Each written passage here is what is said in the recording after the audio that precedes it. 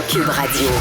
En direct à LCN. C'est le moment d'aller retrouver Marie Montpetit dans les studios de Cube. Bonjour Marie.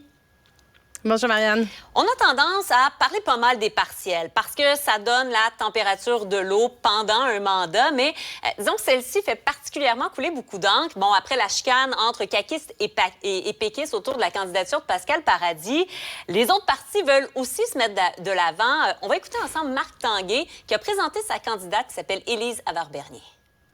De voir François Legault traiter Paul Saint-Pierre Plamondon et son candidat de menteur, de voir Paul Saint-Pierre Plamondon et son candidat traiter François Legault de menteur, je pense que les gens de Jean Talon, ils veulent pas entendre ça ce matin. Ils ont besoin d'entendre autre chose, des enjeux qui les touchent, encore une fois, sur le terrain, puis des propositions. Alors, on va pas embarquer là-dedans de cette chicane-là où la CAQ et le PQ se traitent de menteurs mutuellement. Nous, on sera positifs. On va embarquer dans une campagne positive. On va proposer des solutions. Aujourd'hui, on ne parle pas d'un tunnel à 10 milliards. Là. Très clairement, là, puis la position du Parti libéral a toujours été, quand on regarde la dernière élection, très claire là-dessus. On n'en est pas là. Marie, bon, les libéraux, les solidaires, là, qui disent à peu près la même chose, on ne veut pas entrer dans les chicanes et tout ça, on est au-dessus de ça. Est-ce qu'ils ont la bonne ligne, selon toi?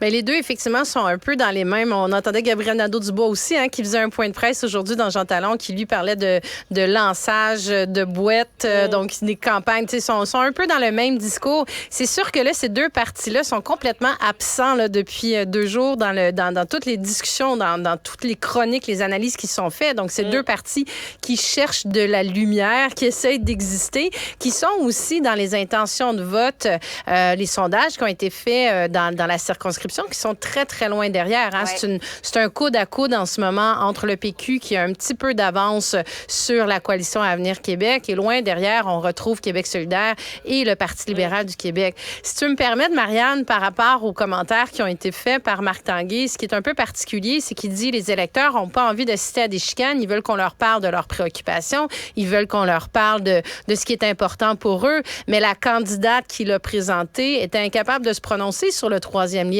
Elle est venue dire, écoutez, je ne me prononcerai pas là-dessus. C'est aux électeurs de Jean Talon de se prononcer alors qu'elle souhaite les représenter à l'Assemblée nationale. Elle souhaite devenir leur députée. C'est un peu particulier. Donc, c'est comme si elle s'assoyait entre deux chaises. Quand on s'assoit entre deux chaises, Marianne, comme tu sais, généralement, on tombe un peu entre les deux. Donc, c'est particulier de se présenter dans un point de presse comme nouvelle candidate et d'avoir été aussi peu préparée sur un dossier qui fait non seulement l'objet des discussions depuis 24 heures sur est-ce que le gouvernement Legault a menti ou pas, est-ce qu'ils savaient ou pas qu'ils allaient finalement renoncer à ce projet-là, briser une promesse. Et c'est un dossier surtout dont on parle depuis des années. Oui, alors qu'on pouvait très bien s'attendre à ce que la question soit posée à ce point de presse, en effet. Parlons par ailleurs de la course pour le poste de porte-parole féminine de Québec solidaire, cette course qui est en branle. Et là, Ruba Gazal a lancé sa plateforme. Qu'est-ce qui va permettre, selon toi, Marie, de départager les candidates? Bien, c'est 3 candidates, donc c'est ça. C'est le lancement officiel aujourd'hui, non seulement de cette course qui, pour prendre la succession de Manon Massé, qui a annoncé qu'il ne se représenterait pas comme co-porte-parole du parti. L'élection va se faire le 24 novembre.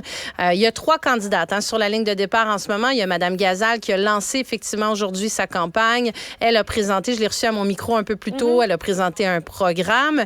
Il y a sa collègue Christine Labrie, la députée de Sherbrooke, et il y a Émilie Le Sartérien, ancienne députée de Rouyn-Noranda.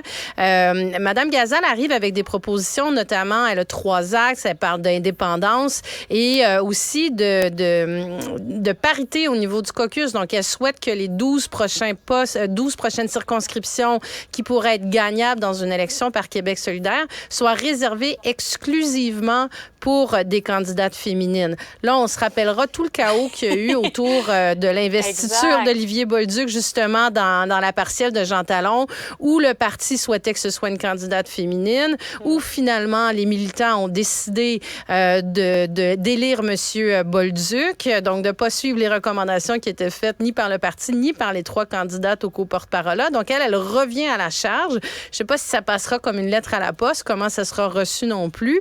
Mais chose certaine, je ne sais pas si l'une de ces 3 candidates fera une différence, parce que Québec, en ce sens que Québec Québec solidaire ne bouge pas dans les intentions de vote. Il n'a pas bougé durant les 4 dernières années de mandat, ni durant l'élection, ni depuis l'élection non plus. Ils ont vraiment des difficultés à aller chercher l'appui de la population. Il faudra voir si ces candidates-là pourront faire une différence. Merci, Marie. Bonne Merci, fin de semaine Marianne. à toi. Au revoir. À toi aussi.